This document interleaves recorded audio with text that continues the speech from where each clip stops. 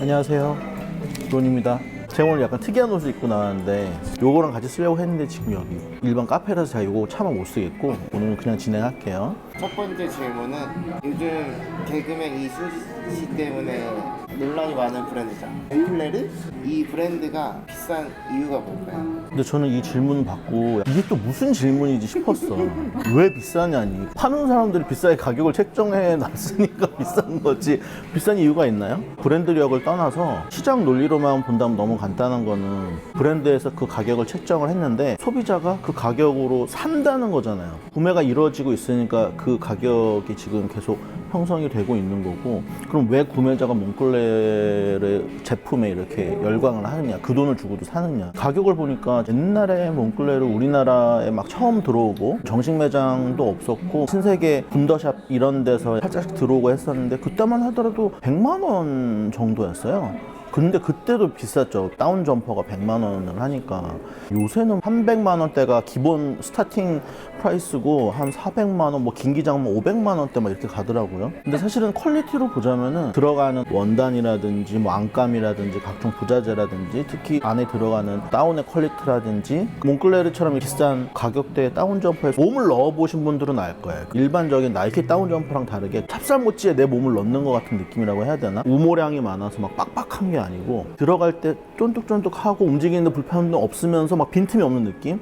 그래서 보통 입어보신 분들이 많이 입으시는 것 같은데 사실은 브랜드의 어떤 제품면으로 보면은 최고의 가격을 받을 만하죠. 또 그런 거 보면 노스페이스도 같이 약간 등산복으로 시작한 브랜드인데 명품이 되고 그치, 명품화가 됐죠. 왜냐면 몽클레르도 흔한 여러 브랜드 중에 하나였는데, 그러니까 LVMH에서 약간 명품화 시킨 거죠. 이미지 메이킹을 이제 LVMH에서 잘 하니까 사실은 그 가격에 거품이 없다고는 할 수 없어요. 몽클레르 점퍼가 300만 원인데 노스페이스 눕시가 얼마죠? 한 30만 원 하나? 그럼 10배 퀄리티를 갖고 있냐 물어보면 10배? 그러면 약간 의문이 될 수 있는데, 근데 이제 제가 저번에 안태호 시장이랑 얘기를 하면서 몽클레르에 대해서 잠깐 얘기를 흘린 적이 있어요. 특히나 이수지 씨가 패러디 한 것처럼 일반 소비자들이 봤을 때 이제 몽클레르를 최고의 패딩인 것처럼 알고 사는 거에 대해서 이야기를 한 적이 있는데, 아니 뭐 브랜드력으로 봐도 사실은 최고의 브랜드가 맞긴 해요. 맞긴 한데 사실 그 제품을 보다 보면 몽클레르 가격대가 워낙 있다 보니까 또 이미 브랜드가 너무 매스화돼서 소비자층이 상위 몇 %라든지 아니면 테이스트가 강한 일부 소비자라든지 이런 소비자들을 타겟으로 하는 게 아니고 대중 중에서 그 가격을 소비할 수 있는 사람들을 타겟으로 하다 보니까 패턴 같은 게 되게 패셔너블하지 못해요. 유럽 브랜드 특유의 약간 슬림하고 긴 실루엣 갖고 있고 소매상 같은 걸 보더라도 어깨가 되게 각지고 높고 해서 클래식하고 옛날 패턴을 가지고 있기 때문에 젊은 사람들이 좋아하는 뭐 나이키 다운 점퍼 뭐 아니면 눕시 이런 형태의 젊은 제품들은 약간 콜라보 제품들에서만 약간 일부 나오고 대부분은 40, 50대의 타겟이 맞춰져 있는 패턴과 디자인을 갖고 있는 것 같아요. 그러다 보니까 패션을 막 좋아하는 이제 패션 리더들이 볼 때는 몽클레르가 좀 약간 우아한 브랜드, 재미없는 브랜드 이런 이미지가 좀 없지 않아 있죠. 사실은 다운이 막 3, 400씩 하다 보니까 그 돈으로 대부분의 디자이너 브랜드 다운을 살 수 있잖아요. 그러다 보니까 굳이 패션 리더들은 몽클레르 안 입어도 되는 약간 그런 상황을 좀 말씀드렸던 거고, 몽클레르는 또 브랜드의 목소리가 좀 세다 그러나 그래서 딱 사람이 몽클레르 잠바를 입으면 몽클레르밖에 안 보여.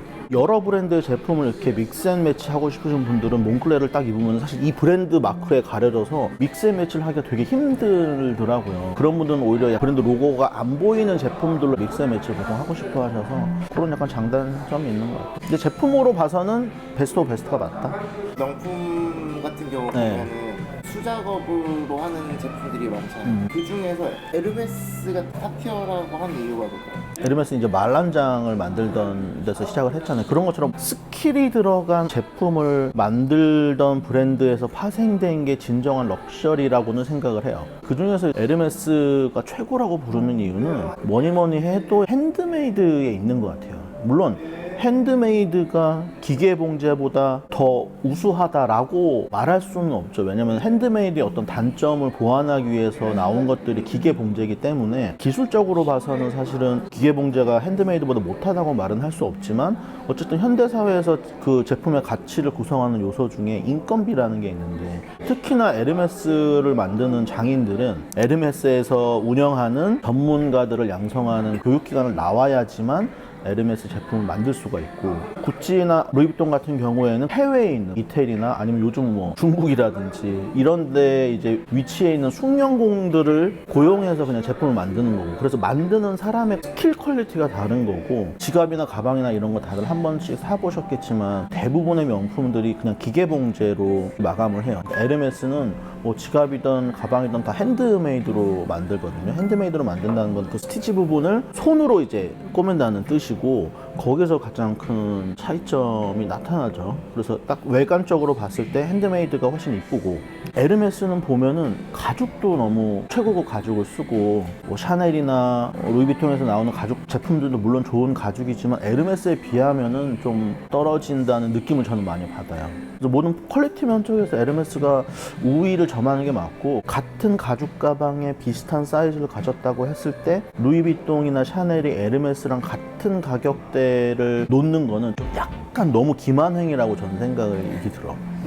왜냐면은 이 제품보다 원가가 무조건 낮을 거거든요. 두 번째는 사실은 이거는 찬반이 있을 수 있는데, 에르메스 제품의 생산량이 급소량이라는 게 점점 이제 사람들로 하여금 더 갖고 싶게 하는 그런 요소를 만들죠. 흔히들 뭐 버킨백 이런 것들 어떻게 구하냐 이런 거 사실은 소송해가지고 약간 지기도 했잖아요, 에르메스가. 이런 식의 물건을 파는 행위는 공정하다고 저는 생각하지는 않는데, 어쨌든 이게 사람들로 하여금 불매 운동보다는 더 갖고 싶게 하는 욕망을 자극한 방법이 아니었나 싶어요. 그리고 가격대 자체가 워낙 높다 보니까 사실은 에르메스를 주로 소비하는 사람들이 연예인이라든지 사업가라든지 이런 분들이 보통 사용을 많이 하시다 보니까, 그런 사람들을 동경하는 일반인들이 제품 하나, 가방 하나 이런 거 가짐으로 해서 그들의 삶에 내가 조금 더 다가간 듯한 느낌을 느끼게 해주는 그 악순환이 계속 반복이 되는 것 같아요. 그리고 제가 들은 걸로는 에르메스 학교를 나와서 숙련공으로 이제 일을 하게 되면은 에르메스에 있는 가죽과 부자재를 이용해서 1년에 한 번 신고를 해서 자기 걸 만들어서 쓸 수가 있다고 하더라고요. 나만의 디자인으로. 그렇죠. 나만의 디자인으로 뭐 내가 알아서. 멋있다.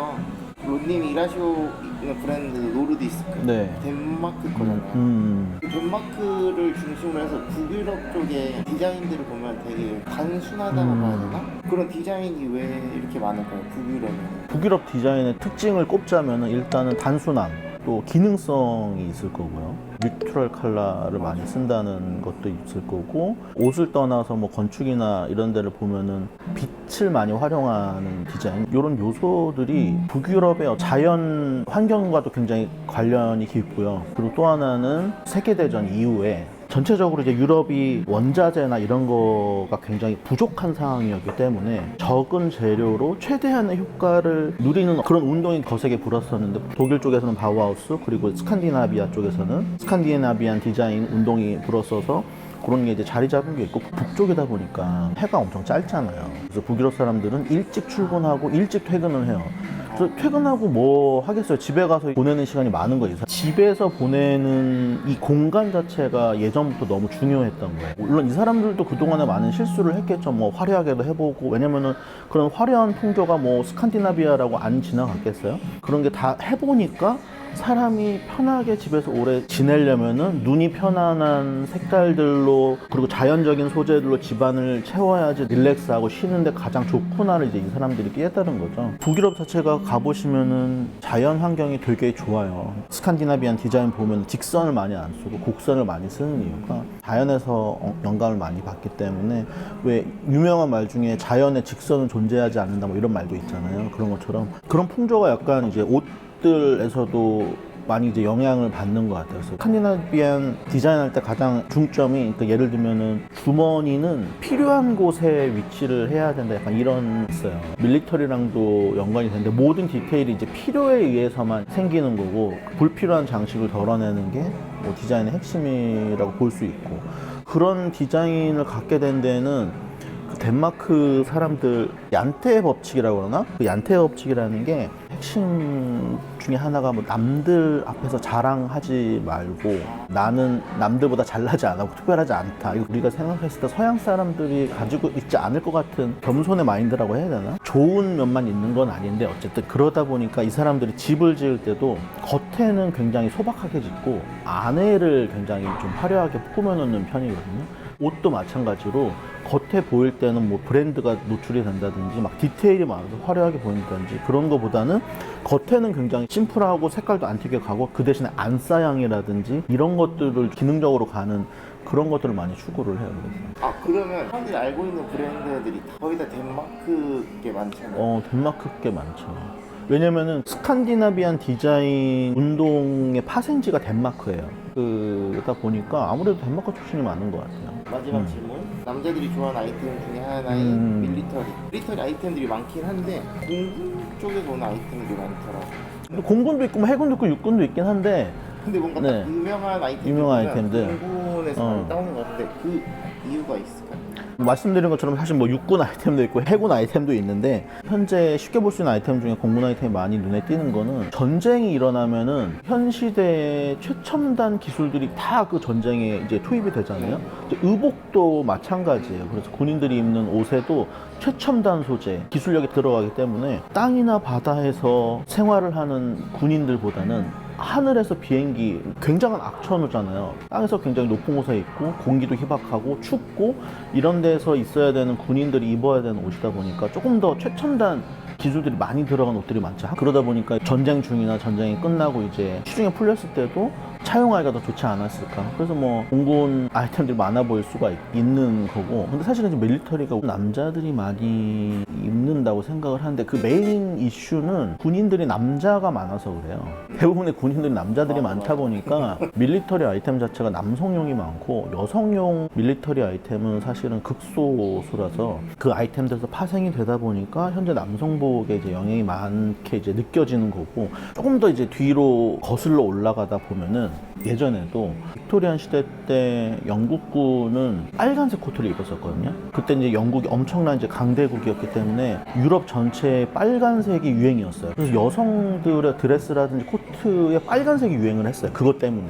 또 1, 2차 대전 때 남자들이 다 전쟁을 하러 가니까 사회가 또 돌아가려면 이 자리에 이제 여자들이 취직을 했었어야 됐단 말이에요. 근데 집에서 입던 이제 드레스를 입고서 일을 할 수가 없으니까 바지 차림이라든지 아니면 점프수트라든지 이런 걸 입고 이제 여자들이 사무실에서 공장에서 이제 일을 하기 시작했는데, 그런 점프수트나 바지들이 다 이제 군대에 있던 여성들이 입던 아이템들이에요. 그런 밀리터리 아이템도 여성복에 많이 영향을 미쳤고, 군인들의 모습이 워낙 강한 사람들이고 권력이라든지 힘을 상징했기 때문에 예전부터 군인들이 입던 옷들은 일반인들이 항상 그 군인들의 입던 그 유니폼에서 디테일을 차용해서 여자든 남자든 다 옷에 적용을 해서 많이 입었던 거.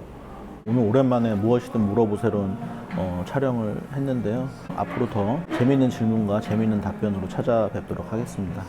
안녕.